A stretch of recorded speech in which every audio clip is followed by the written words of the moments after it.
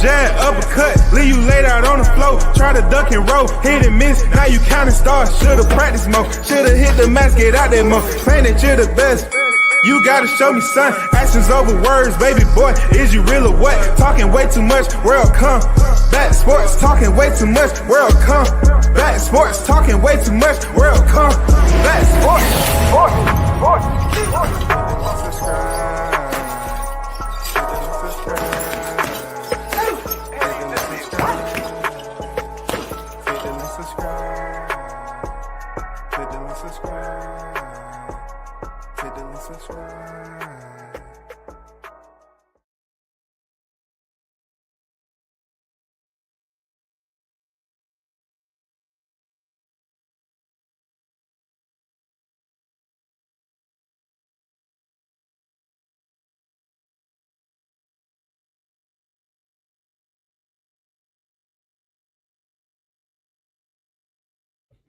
Yo, big shout out to the Hottest Chat in the MF and Game. You already know what it is. I just want to drop in and talk a little bit about the copy box numbers and also go over the audio. But first off, shout out to the supporters, man, and those who tune in to the channel. Shout out to Haynes Legacy in the building. You already know. Prayers to you as always, bro. Hope all is doing better than yesterday. You already know what it is. Much support and prayers for you. Carlos Rosado, what's good, brother? Good to see you in the building as always.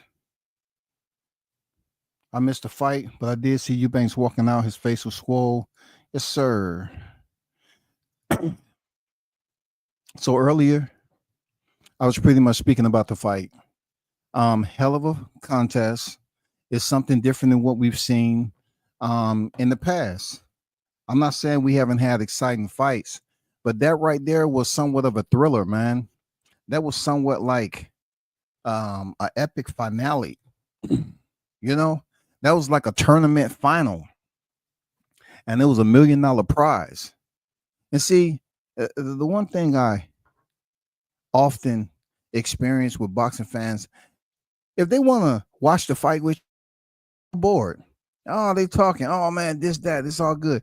But once the fight is over with and the winner's announced, they want to talk as if now it's time to scrutinize it. Now it's fine. Now it's time to find problems. Now it's time to build up the layers of criticism on what this person could have did, what that person could have did. You know, it's weight classes for a reason. Oh, so-and-so's weight drain. What happened if you're on weight drain? Well, guess what? Conor Benn had 14 months out of the ring. 147 ranked fighter came back, had Eubanks saying at the end of the fight, I didn't know he had that in him.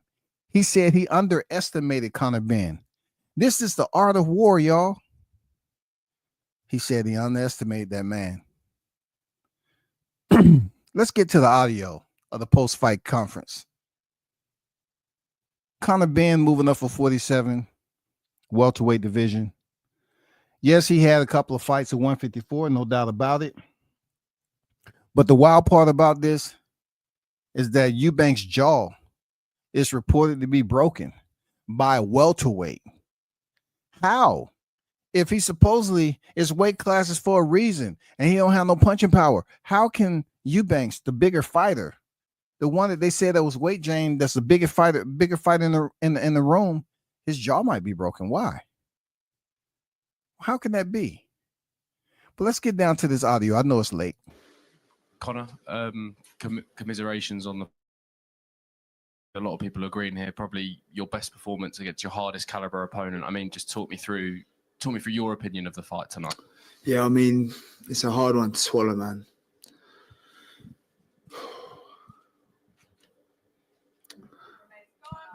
Yeah. It's a hard one to swallow. I mean, obviously, I didn't come into the fight thinking it would be that close. I didn't come into the fight to lose. I didn't come in the fight for anything apart from winning. And so I need to do better. Ring Rats Boxing Highs. Felicidades, hermano. Muchas gracias, amigo. Connor, you couldn't have given any more in there tonight. It was clear you left everything out there. How did you feel when you heard the final bell?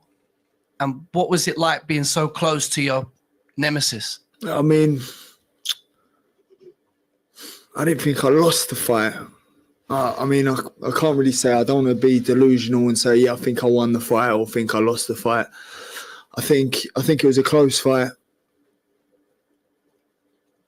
And that's it. I could have done better. 14 months out of the ring, maybe played a factor. He said he didn't think he lost the fight, but he don't want to act like he's delusional, which makes sense. This man is talking like this after a hard-fought battle, 12 rounds with a heavier fighter. I got a new respect, renewed respect for Conor Benn for what he did tonight. He showed the warrior spirit. He showed he had that dog nations mentality, that his blood is different. So did Chris Eubanks. Both of these guys showed that they different. They have that DNA, that pedigree, that lineage. And they showed that, man. In the fight. But I just want to say what an amazing turnout. Really did feel like my homecoming. And it's a blessing to be fighting back on British soil. Is there a high level of respect between you and Junior now? I mean, I wish him well. I know he's gone to the hospital. I've heard he's got a broken jaw. So I wish him a speedy recovery. I also want to thank Senior. What was that, Connor? He say he heard he has a broken jaw. The reports are that Eubanks has a broken jaw. This is from a welterweight. We say so many times, so many times, repeating the same remediated, narratives that this weight class is for a reason, but you have a welterweight that came up and battled a middleweight, right? And then potentially fractured or broken his jaw, right? So, I mean, you can sit up here and explain stuff to people, how sometimes that doesn't work out. It's not the bite, but it's the fight in the dog. And Conor showed that he was a dog going in there against a bigger guy. Yeah, he missed a lot of punches. Yes, he was in there fueled with rage. Yes, he wanted to fight when he should have been boxing. Yes, there was a lot of areas that need improving. I'm not going to lie to you. But what I seen was the effort. That's what he had. He had vicious effort. He came out the gate with full intent to knock Chris Eubank Jr. head off his shoulders, to give him everything he thought he had. He was going to pull everything out the arsenal. And the only arsenal he had was guns a-blazing from round 1 all the way to 12. Eubanks woke up in the 3rd round and he said, I got to get to work. It looked like Eubank was out of it. It looked like he was out of it. It looked like like you said, he underestimated him. The pace was a little bit faster than what he expected. And he had to switch gears. He had to dig deep. And he said, I didn't expect that little guy to pull it out of me like that. I didn't expect that from him. I underestimated him. And, that should teach some of these so-called boxing casuals to not treat every fight the same way. Every time a fighter is moving up, don't say it's weight classes for a reason, because you don't believe. It's fighters out there that believe that they can be a bigger fighter. You know what I'm saying? I mean, we seen it play out today. This was a perfect example of it. For turning up, because this really is a family affair, and it wouldn't have been what it was without Senior there. Conor, commiserations about the result, but well done for being part of such an incredible fight. When the final bell went and then you heard the results and the scorecards, did you agree with them, or did you think it was a closer fight than what they indicated? I mean, I couldn't really hear, to be honest. All I heard was it was unanimous, and now that threw me off. But then I've heard Sky had me going into the 11th round a point up. So, I mean, it's a hard one because I felt like it could have been close, felt like it could have been a draw, felt like it could have gone my way, his way. I can't really say. All I know is I gave everything I had in there tonight. And as I said, it wasn't enough. So I need to do better.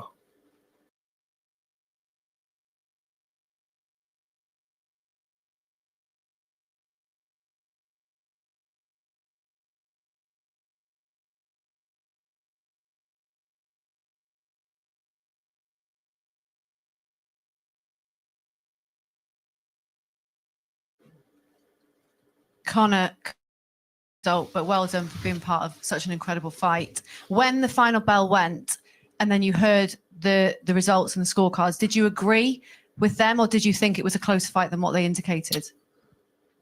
I couldn't really hear, to be honest. All I heard was it was unanimous, and now that threw me off. But then I've heard Sky had me going into the 11th round a point up. So, I mean, it's a hard one because I felt like it could have been close, felt like it could have been a draw, felt like it could have gone my way, his way. I can't really say. All I know is I gave everything I had in there tonight. He said he gave everything he had, y'all. And I believe him. You know, I was absolutely entertained with two fighters that I cared.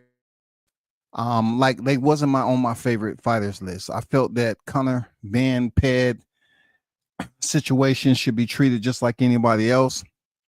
And then Eubank, I just consider him to be a prick.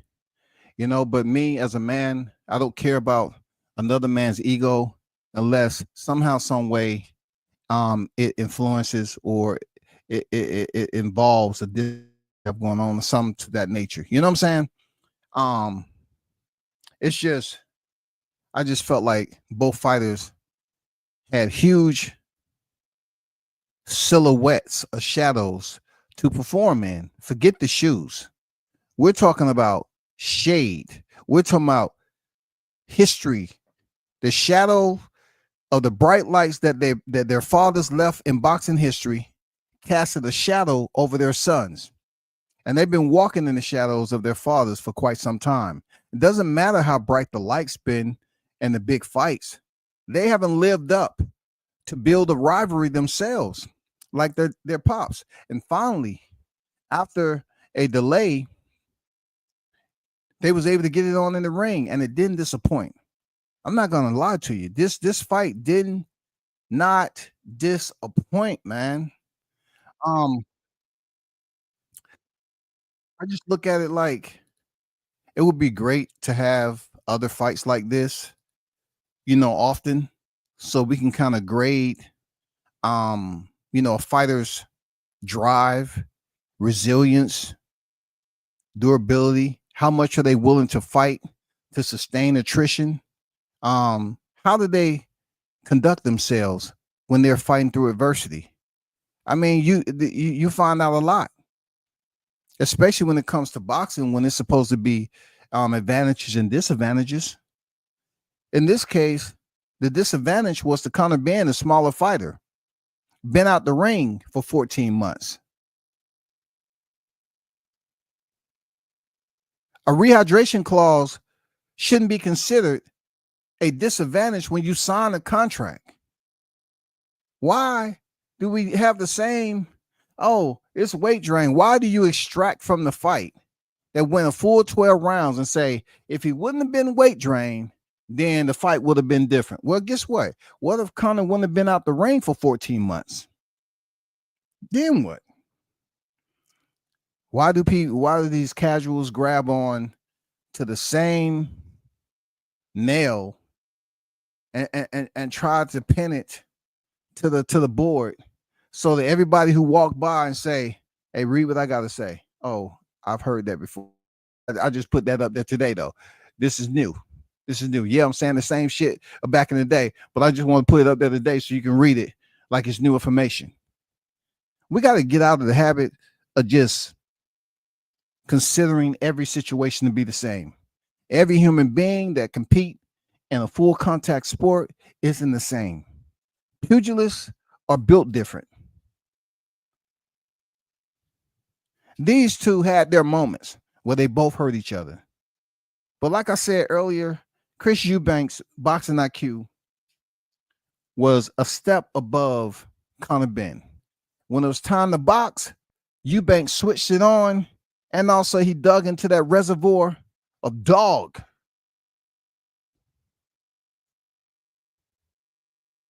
He dug deep. That reservoir of intestinal fortitude, heart. He dug deep. He said, "God damn, this little motherfucker is, I underestimate. He's a little bit tougher than I thought. Let me get to work." Conor Benn, he was all about kill, self-destruction, chaos. I want to unlock all the comfort that you thought you had. Fight, unlock that shit. And the way I'm gonna do it with a sledgehammer. Goddamn, Conor Benn came through that bitch, and he had one intent and one intent only: to break the will of Chris Eubank Jr. and prove that he can even the score that his pops wasn't able to do back in the day. That was his main intent right there. No.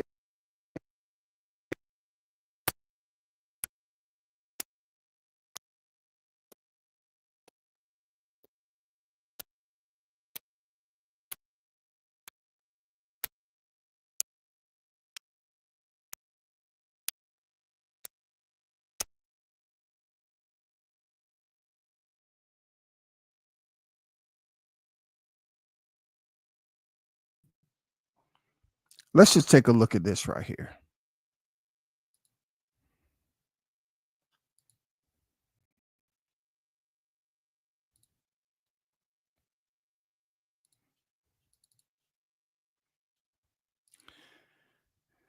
So once again, you're looking at the numbers, and we talk about the advantages and disadvantages.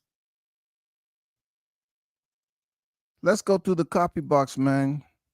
Conor Benn, total punches to the body landed, 215 out of 593. Eubank Jr., 367 out of 912. Damn. This is 36 years of age, y'all. 36 years of age.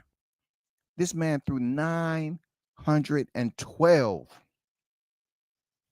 See, that's what makes this fight so special, because the little welterweight took this man to a level that he's never visited on his own when he was contending or in the heat of battle with any of his opposition as a professional fighter. The little guy took him to 912 punches landed. Total jabs to the body landed. Okay, total jabs. Conor Benn, 35 out of 137. Conor Benn wasn't all about no jab.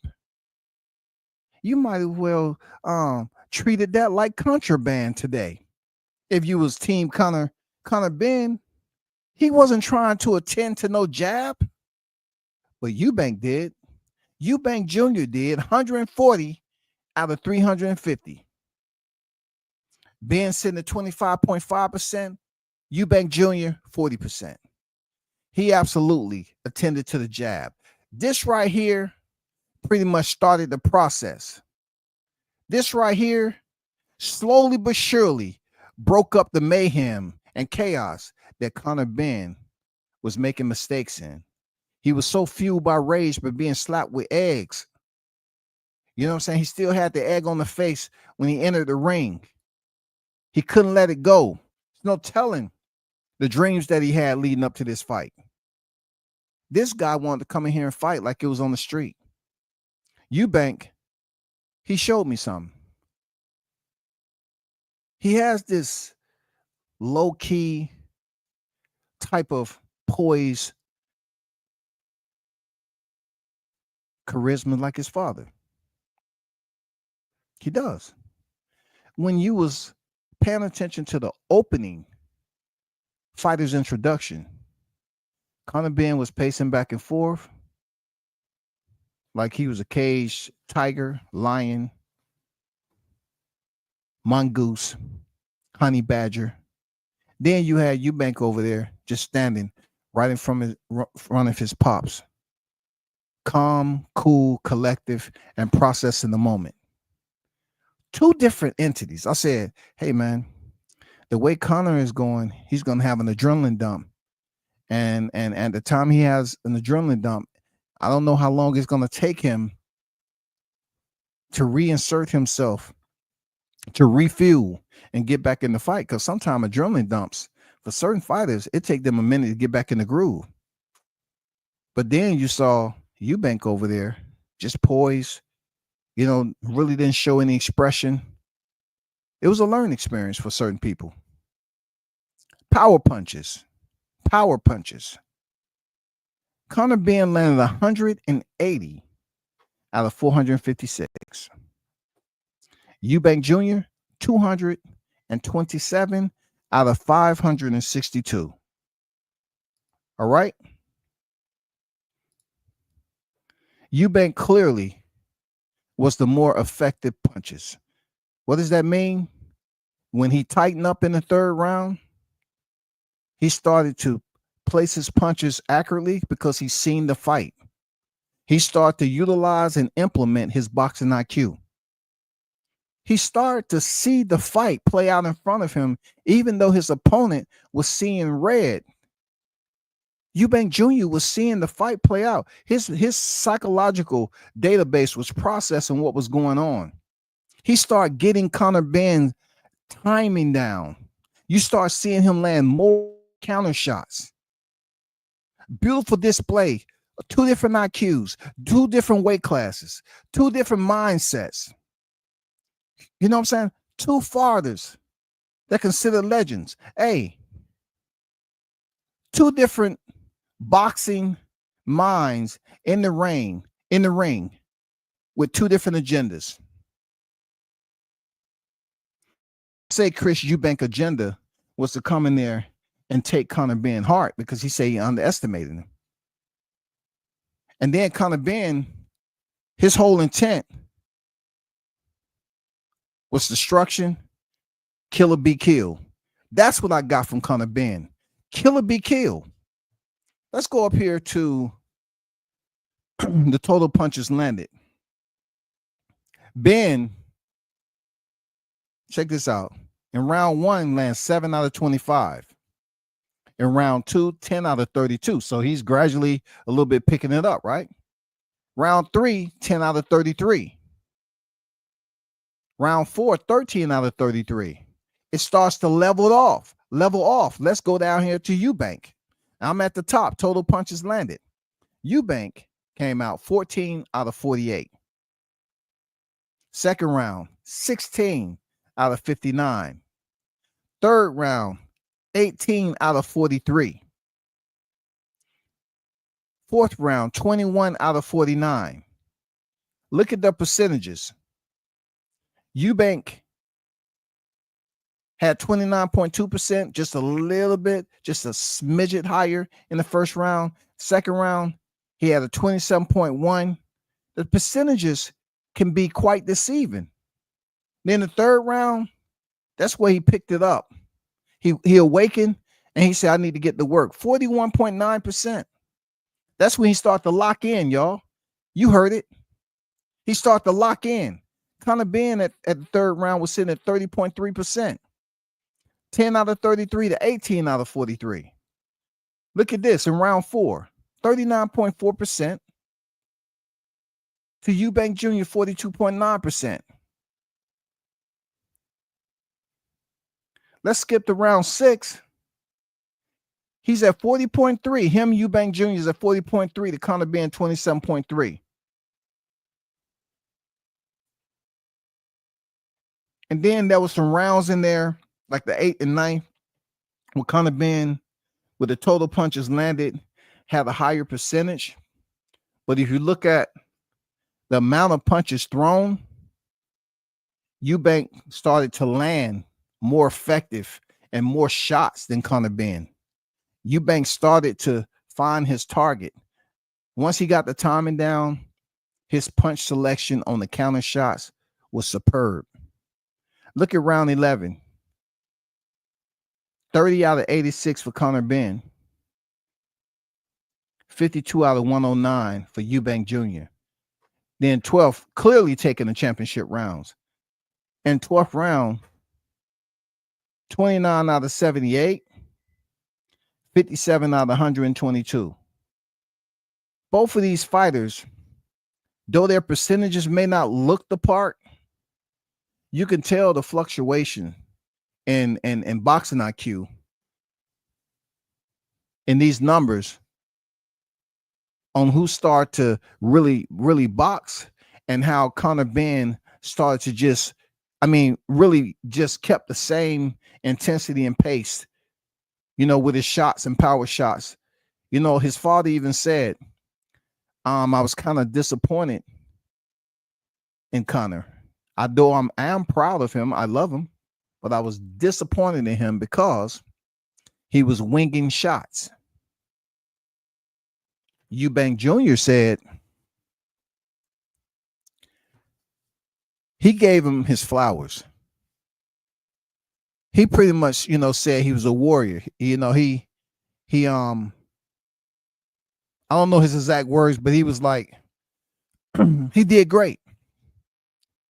But he also criticized Conor's team as moving him incorrectly. They're doing a terrible job with moving Conor Benn. He say he did well. He fought like a warrior or something like that, but he's a 147 pounder. So therefore, he needs to revisit that weight class. But you can't tell your kids only so much until the time comes where they make their own decisions. And this was one of those where his father, Nigel Benn, wanted to see his son go back down to 147. From what I heard, that was Eubank Jr. who spoke of that. But when you speak to Conor Benn wants revenge. Conor Benn wants revenge. He's not speaking about going down there and fighting no Barrios or anybody. This man is talking about revenge, man. This man isn't satisfied. And look, it was a part of me when he got slapped with the egg that took him for granted.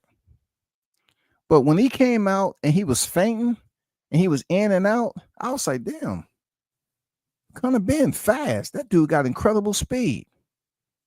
For real, he got some. It's like, I wasn't expecting that. And I say, this is a clean Conor Benn now that's moving this with this type of agile, being this nimble, and with this much tenaciousness. This is without pads now. And he's fainting, moving in and out. And then I start to see how slowly but surely Eubank started to get his timing and start to slow it down a little bit. I kept seeing Benn miss shots. He was trying to push the pace, but also be safe and didn't want to get caught by a counter shot. So some of those overhand rights, man, they was quick, sharp, but they was out of range. Maybe if Conor just would have closed distance with the jab first, the fundamentals, with a 1-2 or a 2-2, a 1-1-2, anything to that nature, just to work himself closer to the slower Eubank, because Eubank did look slower early in the fight. Maybe he could have did some damage. Maybe he could have found something that worked while Eubank was trying to figure it out and potentially land some of those harder shots early before the alarm clock went off on Eubank Jr. When the alarm clock hit in the third round, it was pretty much you awaken a giant. Now people saying, "Oh, weight class matter." See what I told you? No. The intensity, the aggression, the pressure The present pressure that Conor Benn was putting on Eubank woke him up. That's what woke him up. Seriously, that's what woke him up.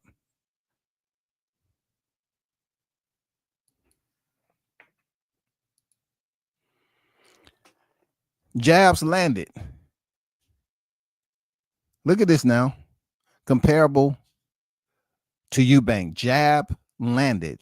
Jabs landed. Benn, round 1, 3. Round 2, 4. Round 3, 4. Round 4 is 4. Round 5, 5. Round 6, 6. Round 7, 3. Round 8, 1 jab landed. Round 9, 3 jabs. Round 10, 1 jab. Round 11, 0. Round 12, 1. That is jab landed. For Eubank, round 1 was 7, 2, 16. Round 3, 16. See what I'm talking about? Round 4, 13. Round 5, 14. Round 6, 13. Round 7, 19.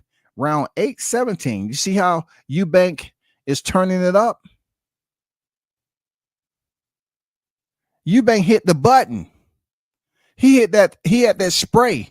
Those of you that know what I'm talking about, he hit that spray in the car. He hit that NOS in the car. He sprayed. He started turning up. Round 9, 8. Round 10, 6. And round 11, 8. And round 12, 3. When he had the decrease in jabs, that's when he had Conor Benn up against the ropes. He had his back up against the ropes. Because you look at power punches, that's when you can see the numbers between these two when he pushed him up against the ropes and he was really landing some solid shots. He just absolutely committed to staying locked in and keeping the rotation going, the rotation of punches going. You couldn't tell him nothing. When he pushed the little guy, the smaller fighter, up against the ropes, I think fatigue has set in just a bit for Benn. And that's when Eubank's size and strength, prevailed. Real talk. But we can't say that's because it's weight classes for a reason. What we can say, we saw the smaller guy perform at a level which was unexpected from casual boxing fans, because he's a welterweight, to go in there and change the mind of his opponent that underestimated him. Why? Because he probably was thinking the same thing. He was like, he's smaller, weaker. He's going to be slower. Once I touch him up, he's going to feel my punches.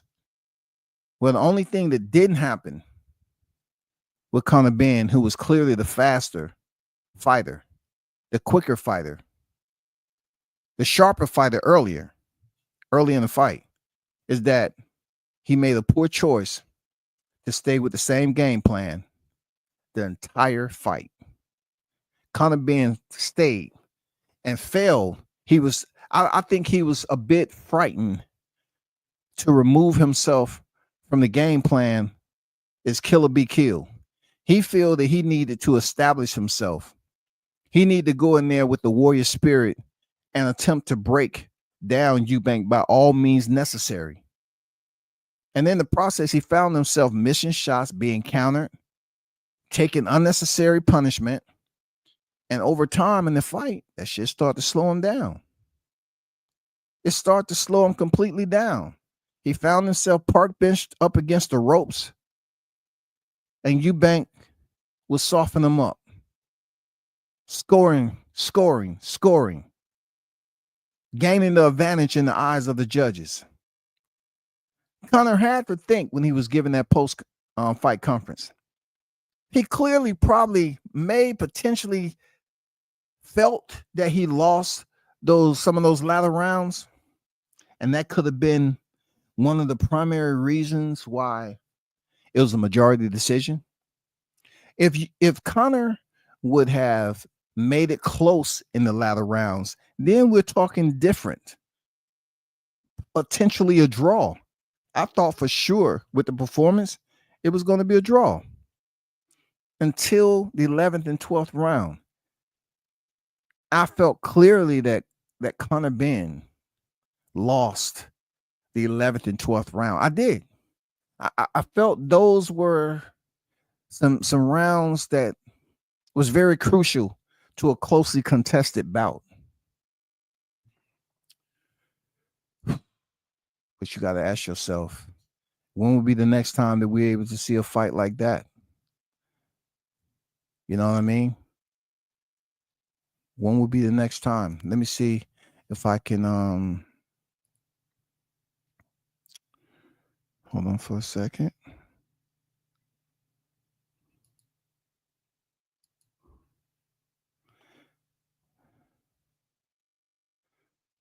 Let's see. I'm trying to retrieve some audio. Other audio.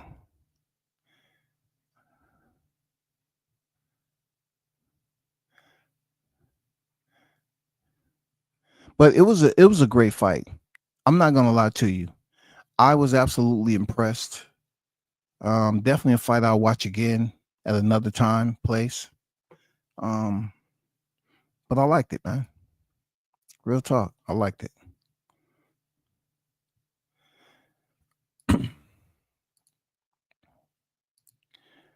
I know it's late. I have a little time to chat, so I dropped the link in it. You know what I'm saying? I stay on here for a little bit and see what other people, other fight fans, other enthusiasts thought about the fight. You know? But I do understand that people have to get up in the morning and go confess their sins. I get it. I'm not worried about that. I know a lot of you have to get up in the morning and go confess your sins so you can feel good about the upcoming week. So you can go to work Monday and just say, you know what? I want to be a better me than I was last week. If I didn't know shit about boxing last week, I want to really do my homework this week. You know, I understand and respect that. For real. I'm all about helping. You know what I'm saying? Assisting. I would definitely like to know what's your thoughts, those of you that feel the need, if you have permission, you know, if you feel to, you know, jump on the panel. It's totally up to you. You know? What's going on, Haynes? How you feeling, bro? What's going on? I'm blessed. I'm blessed and highly favored, brother. How you doing? I'm good, man. How y'all doing? Man, can't complain, man. I want to get your thoughts on the evening of events. What y'all thinking, man? So I want to touch on weight classes for a reason, real quick. They have weight classes for a reason. I said it in the chat. They said that when people were weighing in on the same day and fighting, like now people have a whole day to rehydrate, and they go up to like 200 pounds. Your middleweight go up to almost 200 pounds. Like so, like the weight classes for a reason thing is just off the table now. Like I don't even understand why people even use that argument anymore. But I didn't get to see the fight, so like I heard it from you, and the way you're describing it, man, I give kind of Ben sound like he went in there to do a demolition job. He just couldn't get it all the way done. Yeah, I'm gonna wait to see what Swar has to say about it. Yeah, I thought the same thing. Hey, what you got to say about it? What's your take on this, there, Swar? I mean, for me, man, you know, first and foremost, man, blessings to both of y'all, man. It's love, just even everybody in a good place. We all here to talk, man. Yo, just first and foremost, man, I appreciate, you know, it's a Same to you, brother. You already know. Yo, man, today was dope, man. I ain't gonna lie, man. Like, I mean, from the build up, just from the history of you know, Connor and Chris, man, just the back and forth, man, the egg smashing in the press conference, man, just everything that, you know, and see, and nothing against UK, man. Shout out to Toby Bartlett, you know, just people from whatever, you know, just British, man. I love them cats, man.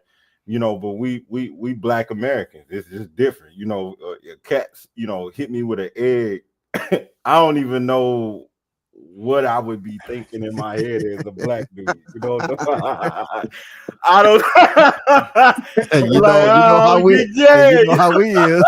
you know what I'm saying? Right there. You know what I'm saying, man? Yeah, you know what I'm saying? And they just kind of was like, you know, went back, you know, they dads was going back. It was like, damn, man, this is different, bro. So for them to get in the ring, man, and what was funny, man, I was all over YTC, man. You know how it is, man. Yeah.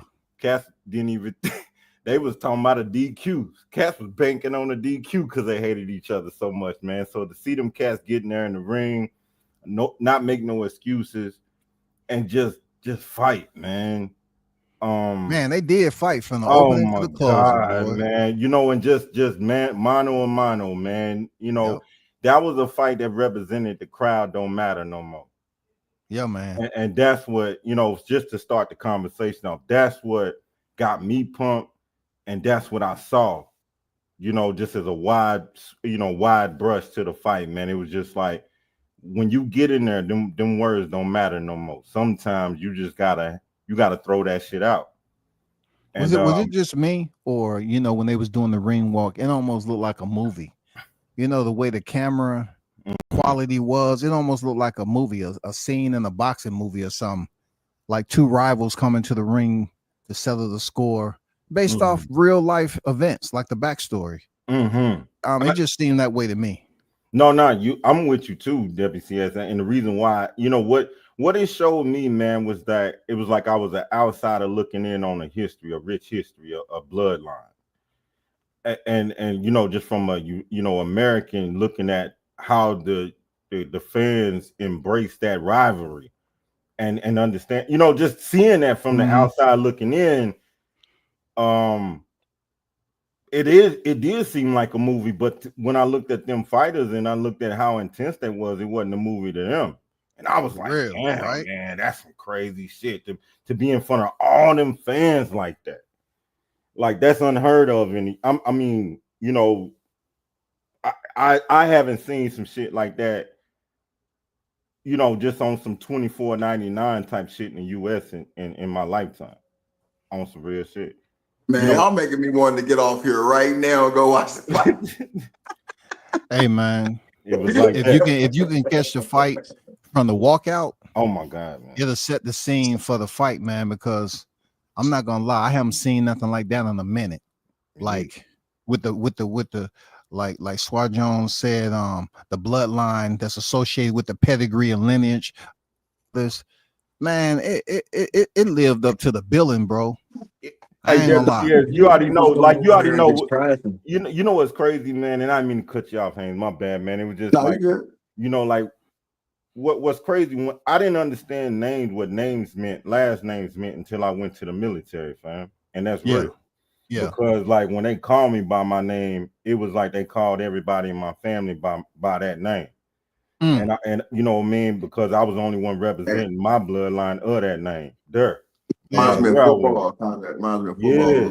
So, you know, but you know, the reason why I say that is that when Eubank Jr. said we dominate the Benn's name, I was like, damn. That's some cold ass shit to say to a man. Like, that's like slave owner type shit. That shit cold, and then think about it. The man went in there and won and beat him. Like no matter what you say, Conor Benn, or what we say at this press conference, Chris Eubank, you and your family know that the Eubank's name dominate the Benn name, and it stands today. That was some cold ass shit for me to see the UK motherfuckers do that. Damn, bro. Hey, you setting the scene better than damn, bro. It's that serious though. Like, you know, when you run it, when you meet them cats over there with, you know, you realize, you know, you understand that they different, but the shit that they be going for makes sense. It's just called corny over here, you know. Yeah, like that's crazy, bro. Like the way y'all talking about this fight, bro, it's like gotta be really interesting. After this live, I'm finna go watch it. I'm finna watch that shit on slow mo.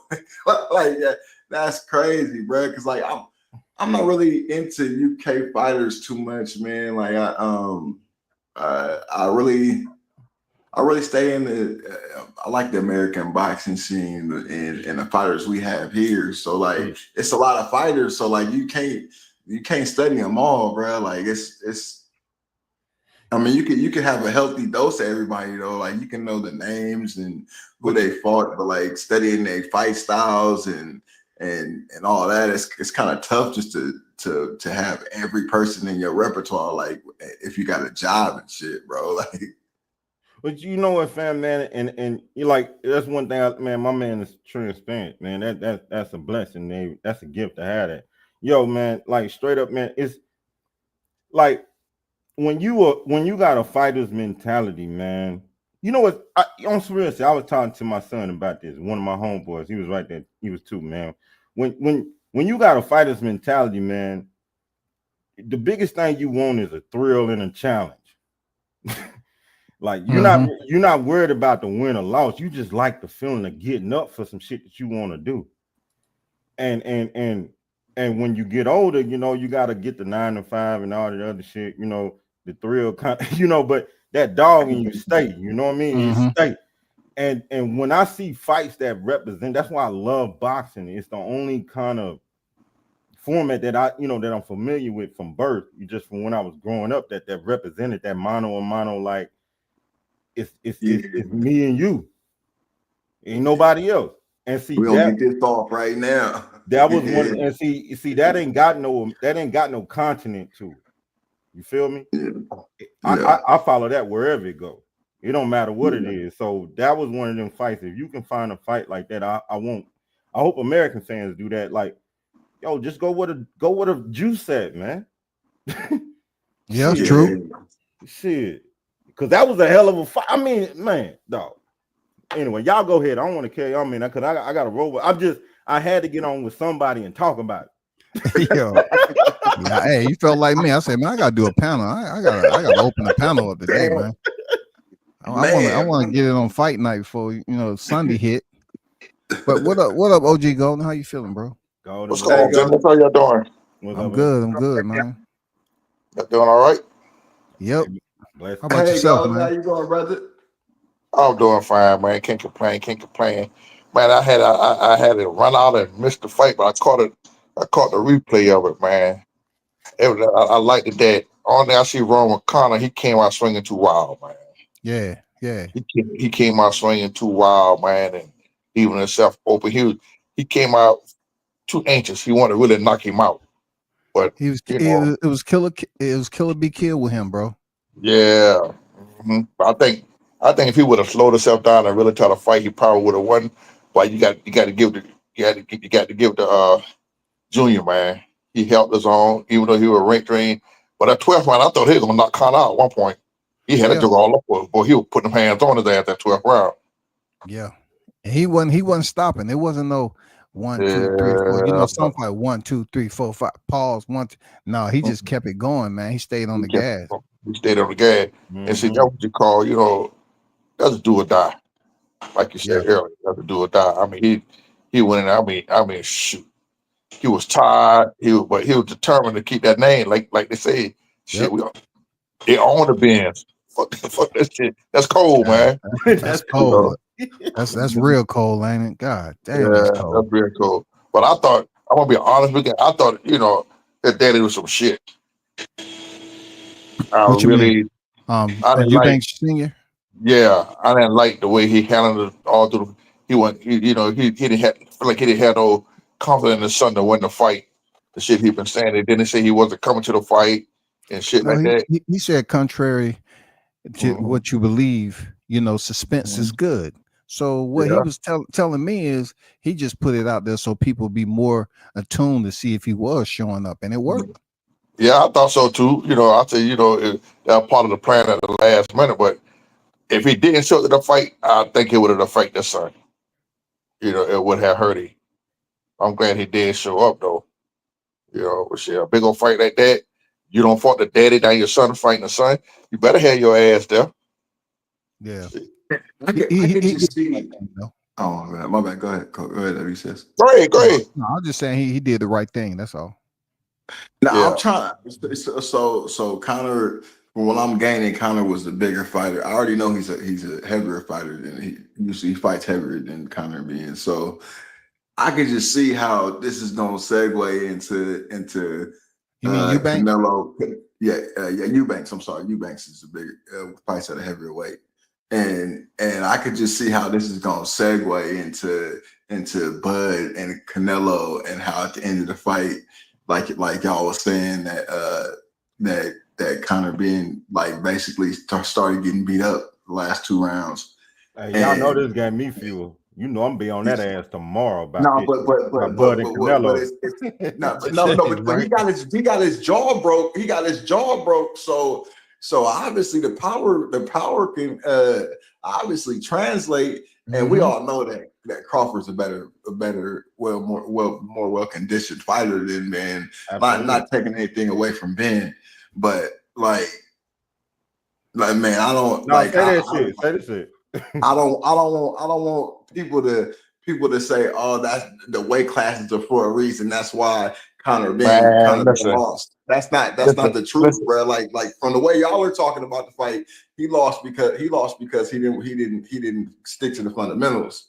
That's why he lost. Like he didn't lose because it was bigger than him. That's not the reason why. That's why I'm already in a debate with my partner, Mr. Quentin. If he already talking about weight class for a reason, he talk about the little man can't beat the big man. You know me and him going back at it. He said that's what's gonna happen to Bud. But like I told him, Conor Benn is nowhere on a level of Terrence Bud Crawford. And Bud is not gonna come in there fighting wild like Conor Benn did. Thanks. Bud gonna take his time and gonna pick Canelo ass apart. Bud's taller than him too, and has longer reach, so it doesn't. And he got a longer reach. Hey, y'all know why? Hey, tomorrow I can't wait to go on the YTC, man. I mean, I love this place, man, because I can't wait. Because my thing, this my thing, because we needed, all right, for Bud fans. Because one thing I love about being a fan for Bud, and I'm sure y'all feel the same way, is that one thing we can bank on is when that motherfucker show up, he coming to fight. Hell yeah. That's what I love about being a Bud fan, man. Because what's funny is people telling us we crazy, but that's what I love about it, because y'all sitting there scared that y'all fighter can't fight nobody. Y'all calling us crazy because we believe in our fighters so much. I'd rather be with that nigga, to be honest with you. Real talk. Right. So what tomorrow, my thing is, okay, so now that we seen kind of being little ass move up 2 weight classes, because he ain't nowhere near Bud. And he gave us a classic with this motherfucking Eubank Classic. Jr. And Eubank Jr. moved way more fluid than motherfucking Canelo. Stop playing with it. Yeah. So you mean to tell me with Bud having the length, arm reach, and the motherfucking height, and you mean to tell me that we can't have a bang and the only thing that Canelo got is weight with slow feet? Get the fuck out of here, man. I'm coming out for helmets, man. I'm sorry, man. You can't tell me we can't get our fight, dog. You say you popping chin straps and knocking helmets off. Man, we need our fight, because I want to go to that motherfucker, man. I ain't gonna lie. Man, that shit gonna cost like 15,000 a seat, nigga. But man, can you imagine the atmosphere though? It's gonna be at the stage. Yeah, bro. If I had an extra 15, I would go. Man, well, look at here. That could be a hell of a fight, boy. I mean, shit. I'll wait now. Did y'all see that interview he did with Shannon Sharp? Oh yeah. Oh man, that shit was so timing, man. That shit was so dope, man. I loved it. I loved the whole interview. It was as dope as hell. That was crazy. It was a 3 hour. Yeah, 3 hours, man. It was a 3 hour interview, and I was like, okay, but they talk about how he don't do media. That's 3 hours. He gave you in the ring, playing around. I don't want to go into pettiness or whatever. But what the fuck happening, man. Shit I've seen in my life, bro.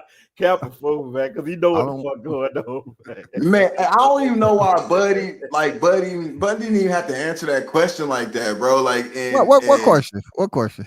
The petty question. What we talking about? But the baby mama shit, man. Okay. Wow, man. Like, but Hey man, But Why I y'all bringing guarantee up you this, Shannon, solid. Hayes. He man? was so Why y'all know? solid Hey, though. don't bring up Shannon, man. Y'all know what the fuck going on. Oh Y'all no, want to Hey, get this hey, into is it. Man, leave that alone now. We ain't that's talking why I about that. said. Hey, that's why I said I don't want to be petty tonight, man. Yeah, Hey, man. nah, bro. I don't got no choke chains, bro. Man, That's Hey, cold blooded. That nigga said ain't got no choke.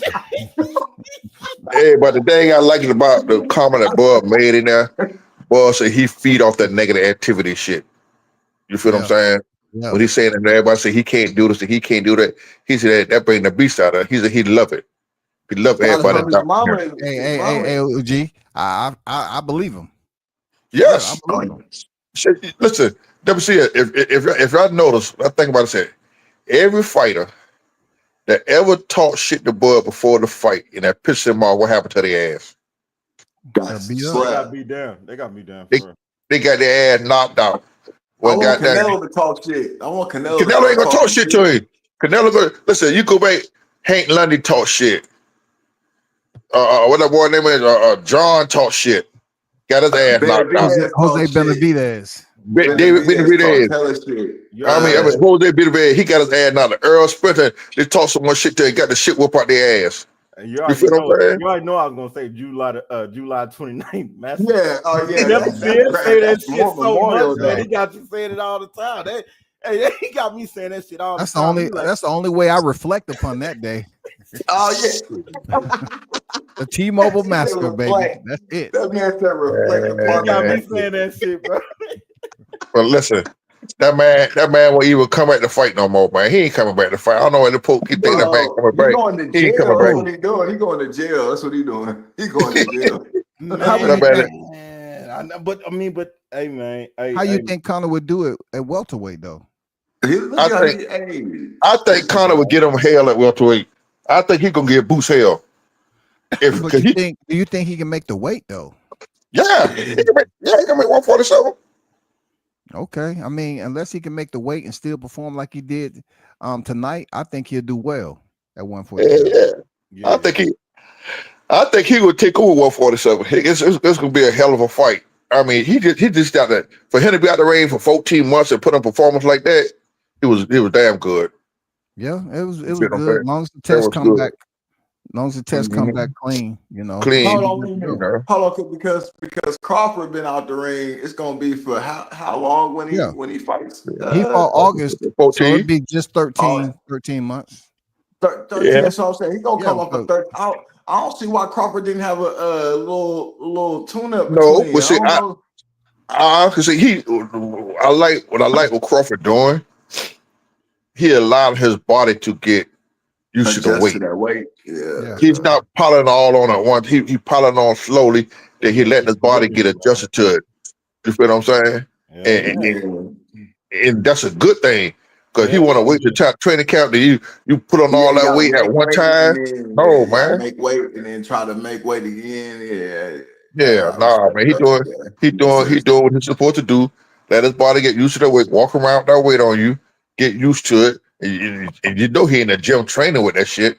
So it's gonna be hell, man. You know what Hey, I So truth, love Craw- about hey, Bud, truth be man. told, You know they what? Oh, go ahead. I'm sorry. No, go ahead. so I'm truth sorry. be told, they want him to take a tune up against a Yeah. tough opponent. They really don't want to call it a tune up. They just want him to fight somebody that's that can give him a fair share of Absolutely. freaking competition. That's all. They don't want him to step in there with Canelo and get all that glory. And see, they want him to go fight somebody else where he can take an injury or he might lose and fuck the money up. That man Yeah, ain't crazy. they want a reason. I mean, this is what I gather, man, and I love if the he look Mexican. bad, they I love won't want to see him I fight. love the Mexican fan base. I want to be disrespectful to them, but one thing I do know about talking to them is that they want an excuse for Bud that fight not to happen because one thing they know is Bud gonna come to fight, man. He ain't gonna be no Jamel. Thank you. They Oh, know bro, that. he Yeah, fucking up But think everybody. about this. Do you know that if Bud going there and beat Canelo on Mexican Independence holiday, bro? Oh Do God. you understand the disruption that's going on in that Oh man, motherfucker? Do you Oh, come on, bro. understand? talk about it, shout. Talk Do about you it. understand? Do you understand me? man. Come on, man. Understand Preach, me? brother, preach. Okay. You did what I'm saying. I think I'm playing my politics with him. Like, you know what? Yeah, you should. He gonna go in there and beat his ass. Okay, but I don't feel that, and you don't feel that. Yeah. But let's get that fight going because you already know if that motherfucker, if Bud going that bitch and beat Canelo on Mexican Independence Day. Oh my God, man, it's gonna be fried chicken and barbecue sauce everywhere, going everywhere, man. And you know what? And it's gonna be Mexican brothers and sisters celebrating with us because everybody don't fuck with Canelo like that either. No, man. they don't. Mhm. No, they don't. So I But don't know why they, it need to happen, man. I'm just listen, man. But y'all know the biggest thing that they're gonna say, he on that snake juice. It was snake that got him to do it. You Hey, know man, that gonna be if the Snack biggest ain't coming goddamn back, thing. if Snack ain't on the banned substance list, man, that's a dead topic. Yeah, That's but a they're dead gonna I've topic. never they're heard gonna of say that shit steroids anyhow. winning a fight for somebody, bro. I've never heard of steroids winning a fight for somebody, bro. It doesn't, man. Even if you want to keep it on Snack itself, we can go to plenty of fighters that was on Snack, like Demetrius Andrade. Yeah, undefeated when he stepped in there with freaking David Benavidez and he lost. So it's not like it's a a drug Enhancement. that I like makes you what invincible. You ain't invincible on Snack. See, WCSC, you need to say that more. And that's that's like, and I don't want to say that, but that people don't understand, like injectables, that's some serious shit. That shit even hurt going in. And that's what I heard about the shit. That's how intense the shit is. So, like, when people talking about like these, like, they think that, and I don't want to bring up Devin, but fuck it, I'll bring it up because but fuck Osterine. Like, think of that, you got hit with a left hook goddamn 20 times. I'm just saying, man. I'm just saying. You didn't block the punch, nigga. Damn, like you didn't block the Man, punch. y'all wildin', nigga. Like goddamn. Y'all must have It just might got have back had a from little the more UK, power dog. to it. Y'all just got back from the UK. Y'all wildin', bro. Y'all leave Devin alone. But one thing I can say about him, he couldn't step that. He didn't stop that left hook, but he got his ass up every time and fought. He did, Yeah, man. he a soldier for that. You gotta say he had that dog and he kept getting He up. got Real that talk. dog in, and I'm gonna tell you, if it wasn't for that third knockdown, Ryan would have lost the fight. Look, I love all the fighters, man. I'm just saying, like, I'm glad we beyond that. I do want to see Ryan and Devin rematch, though. I don't want to see that bring it up. I don't want to see Ryan versus Boots. Nah, I don't want That's to the see fight they're gonna make, though. That's the fight. That's the fight they're trying to make. I don't want to see. Listen, that's the fight. I don't think Devin and Ryan gonna get that rematch. Not right now. They're pushing for Ryan and Boots. They're trying to build Boots up so. They're trying to build Boots up so bad. Like he the best thing have. Man, let me tell you something. I'm not on to saying this in here because I'm a Georgia boy, but I think Brian Norman will stop him. Ooh, somebody speak on it. Speak on it, because I've been saying that shit for months. I've been saying that shit for months, bro. Thank you. I think Brian Norman will stop him because Boots, every fighter that Boots fight stands in front of him. I don't want to talk about this, man. You feel what I'm saying? Every fighter, Stannis Otis was a flat-footed fighter, stood in front of him with a high guard. The only way I'm talking about that fight if I thought it was close to happening. You know what I'm saying? Yeah. Like it's so far. He about to go over there and fight Jen Sasaki, man. I know. Yeah, man, they act like they want to fight Norman, but it's like one of those. They don't want to fight Norman, man. You about to fight you about to fight Gearsoft or whatever this nigga is. So, bro, I thought he wanted to be undisputed, bro. Like what happened to that? Yeah, that's what it was. When Arrow said he wanted to be undisputed, he came back fought. DSG, right? Yeah. He had already fought Sean Porter. Yeah. Then he went straight to freaking Urdinas Ugas. That's it. The last belt is Bud. That's it. Yep, and he got trashed. Nah, he didn't get trashed. He got fucked up. That was fish fry. You see his face, bro? Come on now. Man, come on, man. Like somebody dipped his face in fish grease, bro. What's something about me with these fighters sometimes. You know what something though, like the fighters though, what I'm noticing just going around, man, they gotta understand like how powerful the social media is when they talk. Because the thing is that I love the fighters. I even talked to, just some, they ain't nobody big and nothing, but just I be telling them like, you gotta pay attention to what you're saying on the microphone. Yeah. Because the fans take everything that you say, bro, and they'll use it against you. And these be niggas that don't go to no fights. They ain't never had a fight. They Worse don't than even the know what it's police. like. They worse than the police, bro. So I be more. know. So be more specific. Like you talking about somebody making a threat, somebody saying Right. something about another Well, fighter. what I'm saying is that all right, no, for real. Like what I'm saying is that, for instance, with the Normans, I Oh was yeah, on, I got you. I got you. I you got you. know what I'm saying. So, I'm hey man, F you. Okay, yeah. but you know what I'm saying. So what it is that with social media, man, you just got to be careful because you might not be a nigga who, ducking or doing all of that. Mhm. But sometimes less is more when it come to words. Yeah, for And sure. that's what I be wanting to just preach to, because I'm an older dude, man. These is young cats, man. I don't never forget that, being an older dude, criticizing or just maybe talking Mhm. about the youngsters, man. Yeah. And that's all I want them to get from just what I be coming at them with or wherever I'm at. Like, less is more. You ain't got to talk that much. You get, because No, the you more you don't. talk, you give everybody ammunition to go against you, man. That's it. But see, that's the thing I like about Bud. Bud don't Yeah. do a lot of talking. You feel what I'm saying? A He whole he lot he, of he fighting. he do a whole lot of fighting, He and do a then whole lot of fighting though. You ain't lying. but Man, every time, every But that's his interview, biggest criticism, though. That's his biggest yes, criticism, though. I feel what OG saying, but I'm like, okay, so if you don't talk, then you get criticized for that. But if you do talk, you get criticized for that too. So like, where's the middle ground at? Where's the middle ground that you're supposed to have? Well, man, listen, what's funny for Bud. This is what the world don't get about Bud. I don't think. How many people are pound for pound number one fighter in the world? Like, who can True. say that? you can't. Right. So think about it. You can't. His perspective is always gonna shake up everybody. That man been champion since It's 135, the truth. and here it And is now. And you know what? A lot of people are missing the bigger picture here. If Bud go out there and beat Canelo, he would be 3 times. If Canelo go, well, he can get past Skull. He would be 3 time undisputed. That's a different lane. That's a yep. Yeah. different language. Nobody talking about that. Everybody talking about a big payday, I mean, big it's payday. people talking about it, but if they're Yes, not talking about the 3-time undisputed, just don't want to acknowledge it exists. If that that's it. is accomplished, if he complete the mission, yeah, that exists. If I were Bud, if I beat Canelo and I become 3 time undisputed, I'll walk away.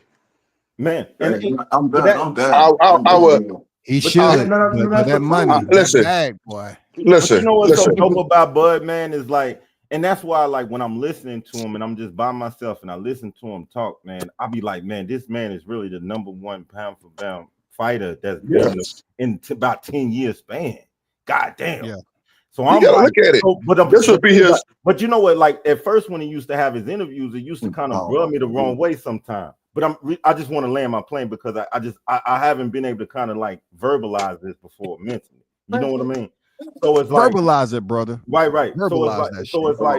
So it's like with Bud, when he talk, man, he coming from a 1% kind of lane. So you Yeah, gotta when you listen to him, you gotta hear him in that way, because not many people can say that. A lot of people. So, hey man, Nobody can say Bud that is really. different because he is rare. That's what I mean. Amen. 2 other but boxers only in history. it's a straight throwback fighter. He from the old school, man. He He said is. himself he could have fought with any at any time frame. I believe him. I believe Yeah, him. I believe he would have fought. He could have fought Hagler, Hearns, and all that. I believe he could have fought Figure Ray Leonard. Like, I I'm mean, not could saying he y'all? would have won all those fights, but I'm saying like he definitely it's a 50-50 with all of them. So like, It would have been interesting, huh, Hines? It would have been interesting, yeah, bro. If he was yeah. back there with them cats, how he would have, man, that would have been interesting to see because He wouldn't have been I, scared to I take think a Bud, L. I think Bud was born. He's boxing at this level in the wrong era. The yes. Right. reason why I say that Right. he ain't respected for how he goes about the process, he ain't respected. Dude is living a fighter's lifestyle, believes in himself, and can actually go in there and fight. And his boxing IQ is crazy, but the people is just on a whole nother different level of stupidity. Though they just don't Yeah. respect it. You know, Like I'm pressing here. I'm dying to see how he react to the first power shot he took from Canelo. You feel what I'm saying? If He Bud gonna take that shot and That's all they Canelo got. don't hurt him, That's all they got. and that's it. Because That's all they got. Canelo got a 1-2 hook, 1-2 hook. He do the same thing or try to beat your arm down. Hey, That OG, shit ain't they gonna know. work. OG, they know that. That's what I'm saying. They know that. They know Do that. you They think know that. I think Nelson probably hits as hard, if not harder than him. So Yeah. he taking them punches every day in sparring, bro. Like, so I don't think Mhm. it's gonna hurt him as bad as people think it's gonna hurt him, bro. Like, I just don't. When you see his team, bro, and the way they move, it's not. They wouldn't have chose this fight. He said he wouldn't fight Benavidez. He said he wouldn't fight these other people because there's weight classes for a reason, bro. He said he fought Canelo because it matches up and sizes up with him. Like, like he's not outside of his mind when he says the things he says, bro. Like, he's not stupid. He's not saying I'm gonna go up to junior. I mean to light heavyweight and try to fight somebody. Like, he's fighting Canelo because Canelo's small, and like he feel like he can match up with him. So he gonna do what he do. Man, you know He what's said it. real, man? I He remember. said that in that interview. He said it in that interview. I He remember. said, Oh, no, go ahead. I'm sorry. Go ahead. I'm so sorry. I'll say he said that in that interview. You feel what I'm saying? He said he compared her, say he looked at Canelo. He's taller than Canelo. He got a longer reach than Canelo. Yeah, You know what I'm saying? And he said, look at Canelo is not really that big. No, he ain't. He's He's not. not really that big. You feel what I'm he's a saying? great boxer Did though. you He see is a that great new boxer. photo with Crawford and Troy Isley? Did y'all see that photo? No, you got it. Put it on. Keep it on Bud screen, got him bro. on height Yeah. and arm reach, man. He got him on both. Yeah. Like, the only thing, and this is what I noticed when I was talking to a hardcore Mexican fan, just Mexican boxing fan, cool brother, man. But the thing is, like, he know that the only thing that they got is that, man, Bud can't take his punch. Well, the thing is, what if Bud do? And then after tonight, with Conor going versus Eubanks, hell, Eubanks hit that motherfucker with some good shit. Conor hit Eubanks with some good shit. Neither one of them failed. So you mean to tell me that if you just gonna say that Bud can't take a punch based off what? Bro, this makes no sense because That's right. You know we what? all know You know what I'm saying? Canelo came from 54. Canelo came from 54, right? So if he came from 54 and he's at 68 and he's the champ, he's the undisputed champion at 68.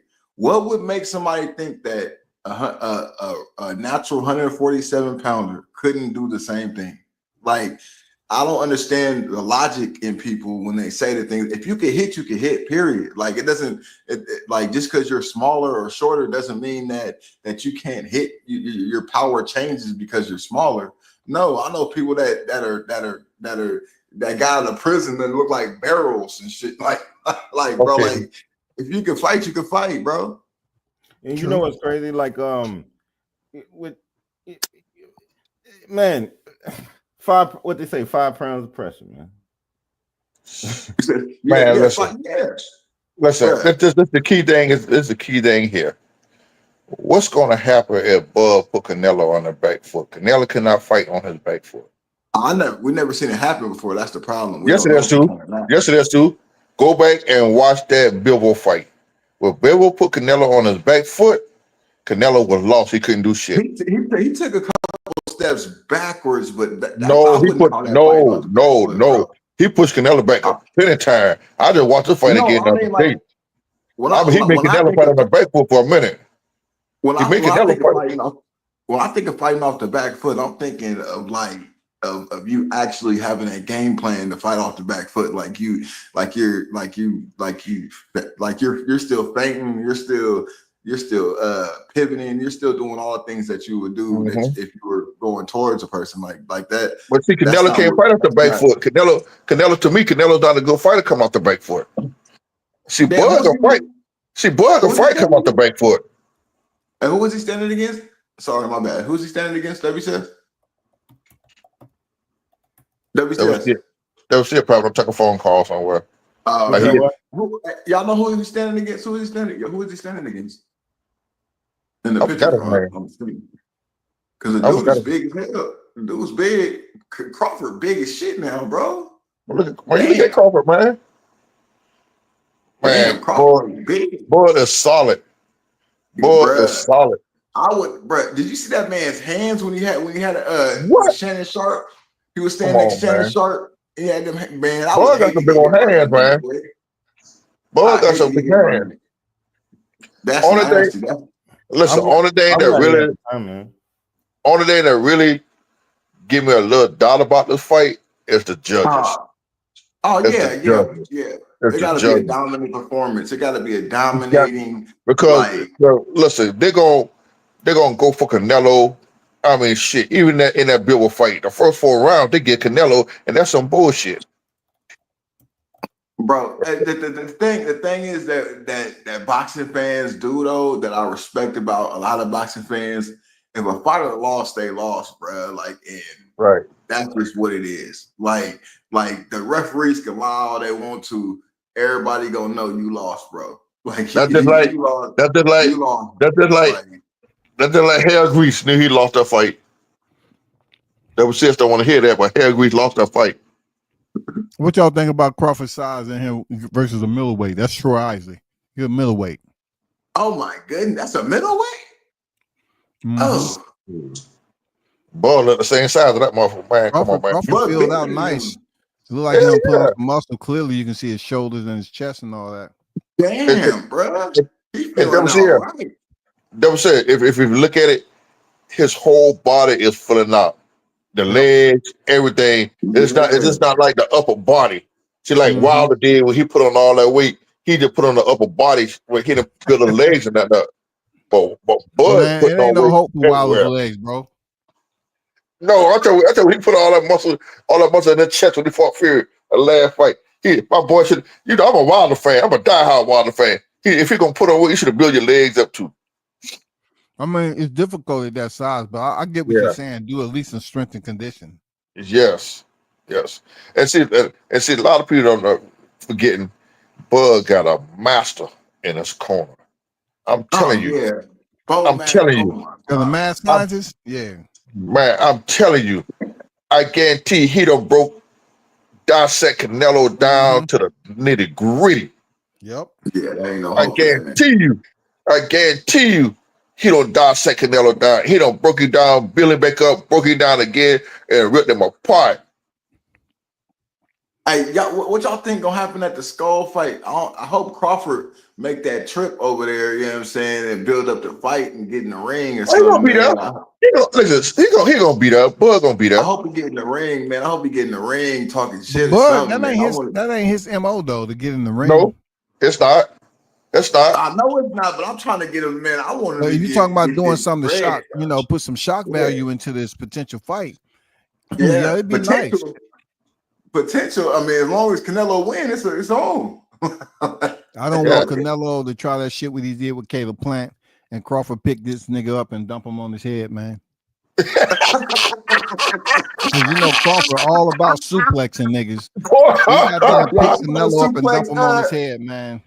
Yeah, he about to do that to Sharp, bro. He about to suplex Sharp, nigga. Yep. Man, listen, I'm gonna tell you, if Bud pick that nigga ass up, he gonna take Canelo hard. If You Bud see pick how that easy nigga he up, picked up Shannon? You see how easy come on, man. Shannon, bro? Man, come on, No, man. Let me Man, bring he was that talking picture about up that here. deadlift. Remember that deadlift he was talking about? He just did it. Like he ain't practicing nothing. He just did it. That's crazy work. Man, That's that motherfucker crazy had on flip work, bro. flops. That motherfucker had on flip flops, man. You see if they got this motherfucker when he picked up Shannon Sharp. That's crazy work, bro. Shannon Sharp was enjoying being locked up with Bud. Hey, Shannon bro, said, don't do nigga, nigga there you Crawford, go. man. Hey, you can do Shannon, but don't do Crawford like that. Nah, I ain't doing Crawford like that, man. Look, man. Listen. I ain't doing it like that, dog. And Bud said that was 455. That wasn't 400. That was I 455. ain't doing Shay like that. Stop, Hey, I ain't doing Shay like that.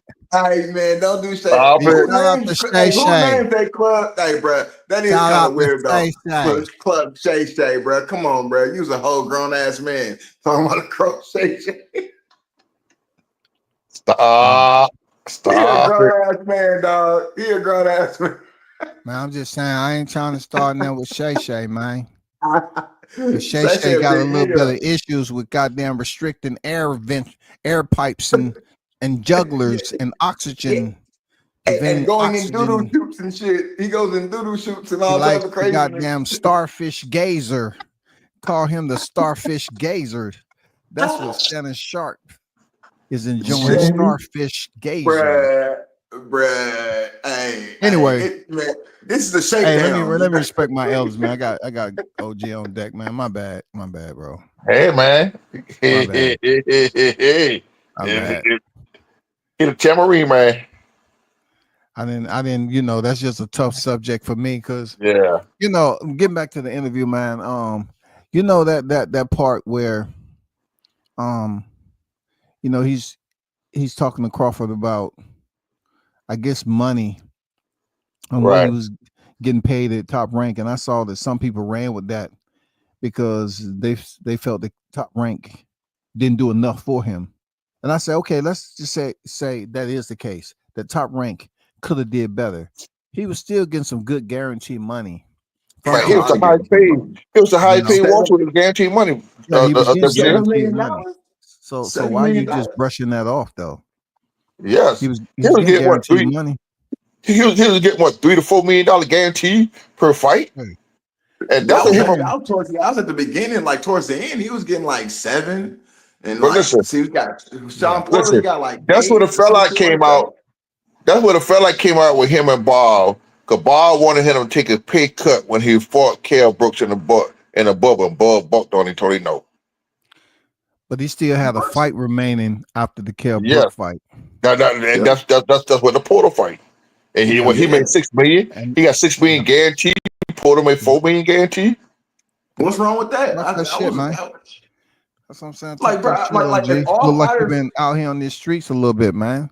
Mm-hmm. You know what I'm saying? But see, listen, a lot of motherfuckers didn't know Bob did the right thing, because if Bob would have lost that fight in a purse bid, he was gonna lose that fight. If it went a purse bid, he was gonna lose that fight. Mm-hmm. No, Eddie Hearns, and everybody was gonna put that money up for that goddamn fight, and he came in with that $10 million and gave it to him. Because if he did the right thing, Bob ain't no dummy. Rick Glazer was right though. Rick Glazer was right, bro. People need to start being able to take these $10 million, $10 million for the whole purse, and being able to see who the A side is and divvying this money up, and stop trying to every fight be at 15 million, 20 million, like astronomical numbers. Like bro, it's crazy. Every fight is not that. Every fight is not no $10 million fight. Every fight not no 15 million. Yeah, come on, man. Y'all getting too ridiculous. Come on. Because all y'all, just because you think of your name, all y'all is not up there. You feel what I'm saying? You're not up there. They know they're not up there, but they say fake it till you make it. So if you can pretend like that's what you're getting, you need to be up there. Then they're gonna try to make the attempt. You got to make the attempt one way or the other. But attempt all you want to, but at least when it comes down to and it's a price that you ain't never had before, take that money and fight, bro. I believe it, man. I believe it. But boxing is a business, and I've seen broke ass boxers with damn near homeless. So it's kind of difficult for me to extend that. Just take the money and leave it, because these cats be having to pay several people, including their manager. And they don't get that much on the back end, man. And I think that should change too, bro. Like they should, man. A lot of things in boxing should be restructured, bro.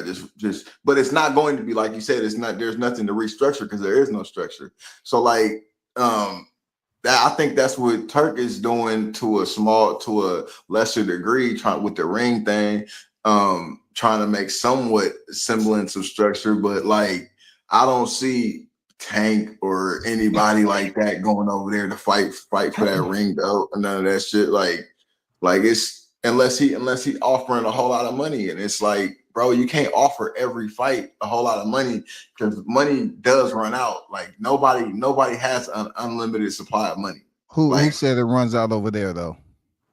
I mean, it's so basically you're saying there's an unlimited supply of money then, like, because if there I'm was, just saying, clearly they've lost money since they started this venture. Clearly, they're not getting a yeah, return. definitely, I agree with you. You already know I So agree with you on that. therefore, I mean, they're not worrying about running out of freaking money.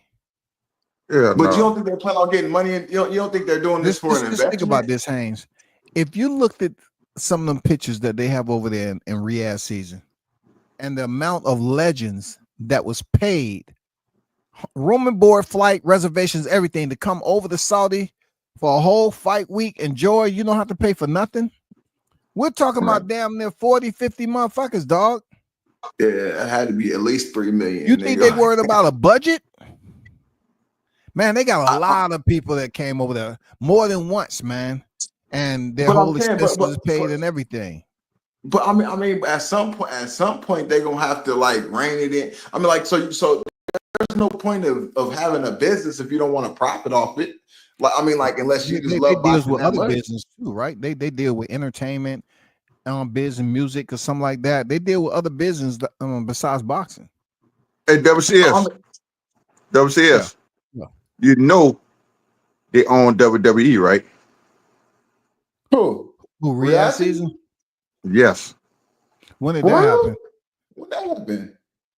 Man, y'all didn't know that? I With the knew that Raw? they was working with the WWE president, and I kind of Listen, put some things together as to why he was that a third same party. company, you know, the Rock is with TKO, Yeah. and that's what they are. TKO is the Saudi now. Remember TKO? That's saying that they partner with Dana White. TKO. Yeah, That's but that's what they got to do with the WWE? because the TK the Rock and them is with the TKO. Rock is the final boss over there now. He owns parts of it with the Saudi. If you if you Okay. if you look at if you go back and look at wrestling now, you see Real season all in the ring and shit. Because they're part of the TKO own that shit. They the one brought that's who brought the WWE. Vince McMahon don't own it no more. Oh yeah, I know that because he had them sexual allegations allegedly. Right. They sold it and TKO. I just really found that out when a couple of weeks ago when I was looking at it and it dawned on me. And when they was talking about the TKO, I said, hold on, that's the same goddamn company that got Dana White now. That's sort of them. That's why they have so many different events over there now. You feel what I'm saying? And they got a real season over there. They got so many different stuff. Now they just recently got a belt with the WWE. You feel what I'm saying? Well, Cody Rhodes and that girl, Liv Morgan, when the last time they was over there, they had a championship belt for them over there, and they won the title to get their belts. see, that's what I'm talking about, man. Their money is there's many branches that's Yeah. producing fruit and other Yes. business. It's just not boxing. I try to tell cats that they keep No, talking about I'm they talking losing money. about. These dudes got mad ventures and investments No, and other business entities that they deal with, man. no, what I'm trying to say is to make boxing mainstream again, like where people will actually watch it on CBS again and watch it on ESPN again, like to make the fights reasonable, reasonable amount of money, fighters taking reasonable amounts of money to do showcases to let their talent be shown so they can move up the rankings, bro. Like and people will know who they are. Like Right. and Riyadh season will do that in a way in pay-per-view, but like most people ain't buying pay-per-view. So like it just makes it hard for people to see the good fighters and the fighters that are moving up, like a Abdullah Mason or Kid Austin or any of those type of guys, bro. Like, because they're not fighting on ESPN, they're not fighting on Thursday night fights, they're not fighting on, you know what I'm saying? Like yeah, okay, Riyadh season, that's one thing. They gonna pay a lot of money, but in order for you to get recognized to get to Riyadh season, how are you even getting to Riyadh season, bro? Like how are we building up fighters Right. to get to Riyadh season? Right. Hey, I agree 100%. You know, when we was coming up, we had Tuesday night fight, Thursday night fights, USA boxing, Wild World of Sports. You feel what I'm saying? The big fighters, that's how they got their name. Ali them, the boy fought on ABC Wild World of Sports. You feel what I'm Wild saying? world of sports, man. Goddamn old memories. Yeah, Got dang I'm on, saying, got dang so how on, do you see that? Power Though? How do you Cosell and see them that boys working there, out? man. That's how the food. That's how a lot of fighters. Roy Jones, all of them Thursday night Yeah. fights. You feel what I'm saying? HBO and HBO. HBO and Showtime. And like, so like there's no avenue for none of that right now. All of it's just pay-per-view. So like people that's just making less and less boxing fans for the next generation. And that's what I'm saying. Excuse me, as long as Riyadh season gonna have their money, right? But I'm talking about the fighters that need to get to Riyadh season. So how do we get there, WCS? What do you see us getting? How do you see us getting there? Like getting fighters to build up to get to Riyadh season. I don't know if it's a getting to Riyadh season. I just would like the fighters to do their thorough research on venturing over there and make sure it's what they need in their career right now. Because if they're getting the biggest pay, cool. But I would suggest you get with your legal team and scrub those documents thoroughly, Right. and make sure you ain't locked in an elbow. You locked in something too long. It seems like the money's good. Seems like nobody's complaining about the money. No, We no, just that's not what that's not that's not what I'm saying, bro. What I'm saying is like, okay, so you got new fighters coming up every day. Like there's They need the people that trying exposure. In other words, you say they need the exposure to get out, where's the and that people exposure know who they coming are. from? you talking So about we can new know who fighters they going are. to Riyadh? No, I'm talking. No. That's what I'm saying. So how are the fighters getting exposure now that there's no Showtime, there's no HBO, there's no CBS fighting, there's no Fox fighting, there's no fights anywhere else besides HBO, Riyadh season, and Eddie Hearn. What they call? I forgot what they The call it. zone. The Zone. The No, Zone. no, no. They got pro box. I would get a lot of pro box. Got a lot of young fighters coming up off the pro box fighting. Yeah, but the You're right. promo And happens Pro when Box. you get a fight. That's all. You get a little sponsorship. Like, okay, I'm curious to know what these collective sponsorships are going on over in Riyadh. Will those sponsorships provide much more branding and exposure to a larger audience? That's what I'm curious, because you're That's not what going I'm to just saying. get What are paid. they going to fight on though? Like what's the platform they're going to fight on in order for them to gain that recognition? If it's not on a pay-per-view card. That's what I'm saying. That like no, there's a lot of people that don't have money It'll for probably pay-per-view. be on How the are you going? pay-per-view card if they get the bigger names to be on the pay-per-view card. You feel me? Like, Yeah. it's not like this dude can't do pay-per-view. It's not like he tried to build up pay-per-view cards every other week. But check this out. February 22nd. February 22nd. If he can make a card like that, he can make a card like anything else and put some of these faces on there so they can get maximum exposure. Right. But one thing we know about boxers, in between fights, you don't hear too much about them unless Nope. they're commentating at fights. So how are they actually going to get promotion during their next fight from their promotion? You're gonna have to pay for that. Unless your promotion has you on like a sponsorship, you got Budweiser, you got something. That's the only other promotion you're gonna get.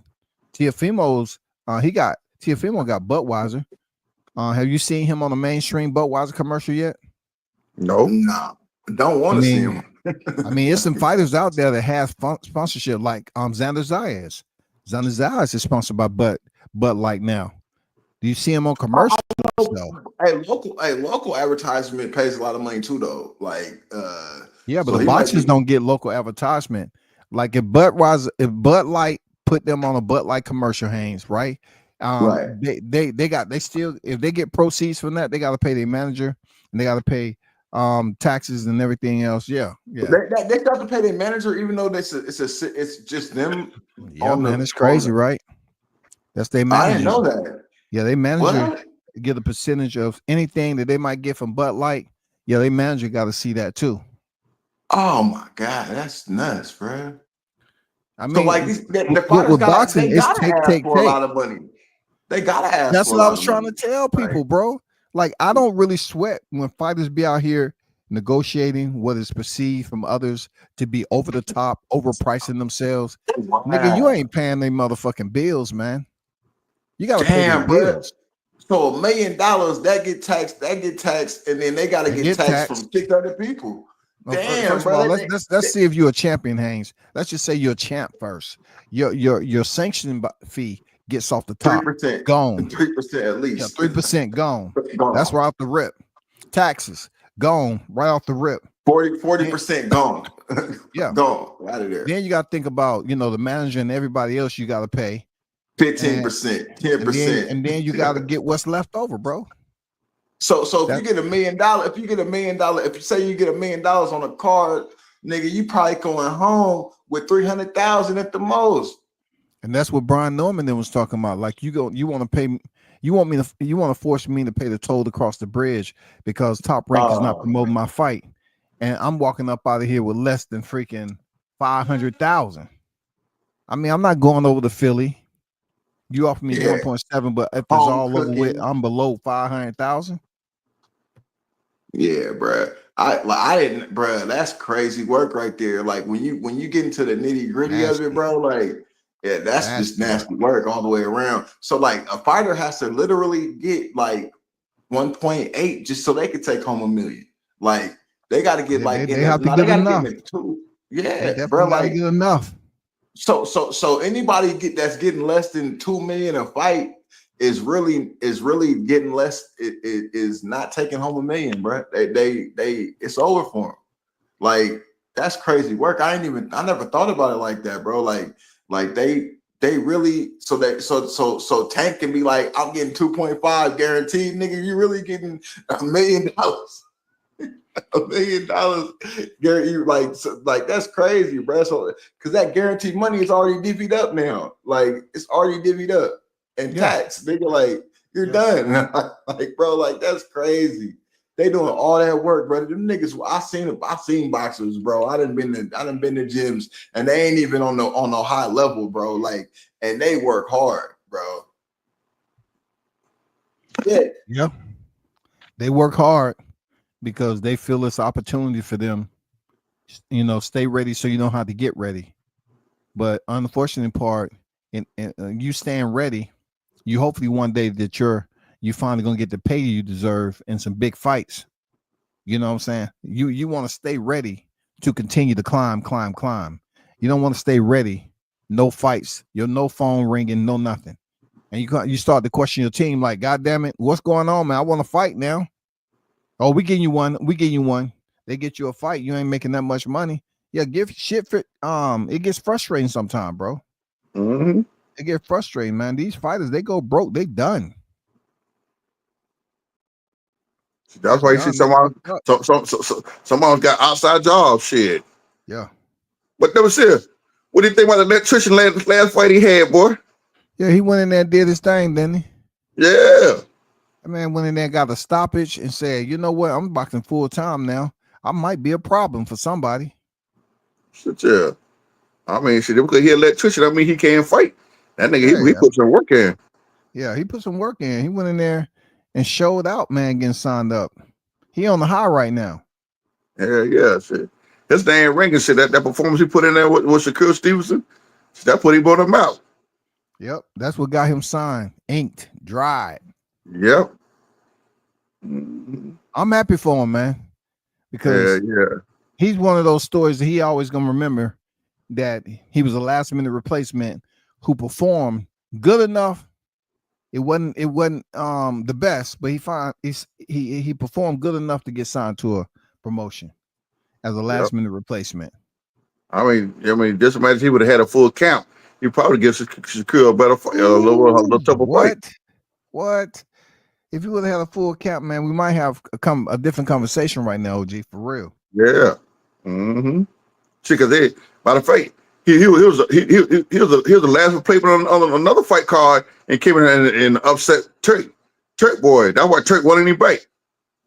Yeah, right before he fought Shakur, he upset somebody. Yeah, he did. He sure did. Right now, he looking like he can move a little bit. He got a Yeah. little elbow room to move up, but he's not close to a place where, like, you say to yourself, with someone like Josh Padley fight a Floyd Schofield. You know what I'm Mhm. saying? Because they pretty much in the same. I know Schofield a Right. higher ranking, but yeah, he has to Mhm. make his way up the rankings, man, and fight somebody like that. It's just not up to the championship level, but they there Right. in Right. popularity. Well, who's this cat Boots supposed to be fighting, man? You know, a dude that is what? A mandatory or Yeah, they say he's mandatory. yeah, he's a mandatory for the WBA though. Yeah. It's not the IBF. His mandatory is for the WBA. So that's Right. another deal. You're picking up belts, and then all of a sudden you got a mandatory. I mean, you Hmm. can make that mandatory go away with step aside money if you want to do a unification. Yeah. That's all. But I think what they try Make to, the right unification though. I think the play they for to make now is Barrios and Pacquiao fight. Pacquiao beats Barrios. Pacquiao go there and beat Barrios. That's gonna be the next fight. Boots and Pacquiao. You want to see that, bro? I don't want to see it, but that's where Eddie Hearn are gonna make it. They're gonna throw so much money at Pacquiao to get that for the fight Boots But why throw money at Pacquiao though? because of the name. That's what they gonna do. The name. I understand. You're It's the throwing name. money at the Pacquiao name, but he's 46. Thank you. So you're still throwing. Okay, what they need to do is ask, have a fighters meeting so they can find out when will they get to the Pacquiao point where you're gonna throw money at their name. That's what they need to have a meeting about. Mhm. When you get to the point of throw money at my name point, what do you get to that point? Who do I have to fight to do that? First, they ain't gonna say he beat Pacquiao. He did something Bud didn't do. Bud had never got the Pacquiao fight. He got the Pacquiao fight. He went in there for Pacquiao, and that's that's the way I see it. You know, so That's Barrios, definitely gonna be interesting. yes, I mean, I feel that's the move they're gonna make. You know, because Pacquiao go in there and beat Barrios. That's gonna be the next fight for Boots. He's gonna Yeah. fight. He's gonna fight the winner of that fight there. He's gonna fight Pacquiao. Give it up for Pacquiao, man. A birthday guy who continued to age, but yet the checks Mhm. keep getting bigger. Okay. You know what I'm Mhm. saying? Who wants to see Pacquiao against a young Barrios? You know, the way Connor fought today, I think Connor would just go down there and fuck Barrios up and Yeah, Manny Pacquiao. yeah. But you know what? A lot of folks are sleeping on Norman though. It's man, a lot of folks. I just can't It, wait to go to Japan and knock that Jin Saki out. man, He's listen. getting his international exposure. You Yep. know, people get a bit afraid to talk boxing. You know, when a fighter goes overseas, man. I mean, as long as you get over there in time to acclimate, Right. you good. Mm-hmm. I You mean, don't Devin did it twice. you don't wait till the last minute to go over there. You go there, get yourself accustomed to the time and everything else. Shit, you got to go there, man. You got to go. To me, I would go there 3 weeks, a month to 3 weeks ahead of time, so I can get my body adjusted to that shit, man. I would definitely be over there a month ahead of time.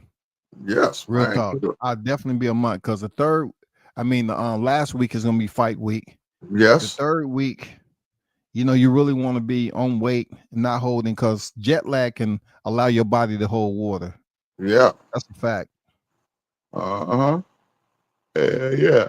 It's going, you know, I'm very interested, excuse me, in seeing a lot of stuff, man. You know, I'm trying to sit now, you know, Keyshawn Davis done got quiet now. When is his date fight coming up? I don't know, but if Keyshawn's quiet, let him be quiet, man. Because that dude, man, let him rest. Let Keyshawn rest. Mm-hmm. He's supposed to be fighting De Los Santos, right? He's Yes, supposed to be Del fighting De Santos. Los That's right. Santos. Man. That's him and Del Santos supposed to be coming up. What's up with the rematch, man? I ain't been hearing nothing about the rematch, man. What rematch? Tank and Roach. What's going on with that? I thought it was pushed back. They got pushed back. Like I said, I haven't thought heard pushed to anything June. about it. It got pushed to June. I thought it was in June, but See, that's the June. June next month. You might say June next month. yeah, I mean, like they haven't given us no date, no nothing yet. I mean, they ain't saying nothing about the fight. yeah, I'm curious to know when that rematch is too, because I just want him to go ahead and get Lamont Roach and send it on his way back to 130. Let him figure it out and see if we're gonna get Shakur. Shakur and shit. Cut your hair down, cut your braids. Do what you gotta do. You know what I'm saying? We don't want to hear no bullshit. We don't hear no bullshit. They don't hear That no shit done, bullshit about man. that shit. Man, but listen here. Well, Roach go ahead and put on a fight like he did that first fight, man, they're gonna be hell.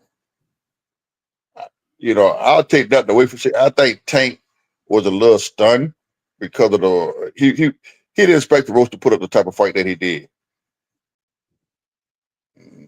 Hey, he might have underestimated. That's his boy. He might have underestimated him a little bit. Who knows? Yeah. Who knows? He might have underestimated him. Yeah. But hey, OG, I gotta get ready, man. I gotta hit the streets, man. Go ahead, hit the street, but look here. Go out here and look for some leprechauns that's under the bridge, man. Listen, man. Look, I had a nod off on your ass one time when you and Hayes were talking. I listened. I got quiet. I had a nod off for it. I was about to tell you. Yeah, man. But I'm let you go ahead, man. I enjoyed the show tonight, man. And yeah, always. You're welcome, man. Yes, sir. I get up with you later. And be healthy over there, man. Be safe on your work week, man, for sure. Yes, sir. Thank you, my brother. Peace, man. Peace out. Yeah, to the chat, man. Salute to y'all. Have a wonderful week. We definitely will revisit this topic another time, another place. But just in case you didn't see the thumbnail, I'll leave it up there for you. Conor Benn has some decisions, some soul searching to do. I think he's not going to be satisfied till he get a victory. It's going to be tough, depending on the catch weight that they decide, right? And with that is going to come a lot of administrative logistics. I don't think the second half of the negotiations is going to be nice, for real. Is the respect level any stronger, any more cordial than the first? Possibly. Usually when two warriors fight and they don't like each other, at the end, after it's all over with, it's a common, it's a common level of decency. It's a common level of decorum that happens. I don't know if these two are on that level. But you already know, man. Y'all be safe out there. If you're in church tomorrow, repent your sins. Just ask him, say, hey, Father God, if I'm talking boxing and I don't know what the hell I'm talking about, can you please intervene at that moment and put me on the right path for which I should go? That's all I want you to do. Till next time,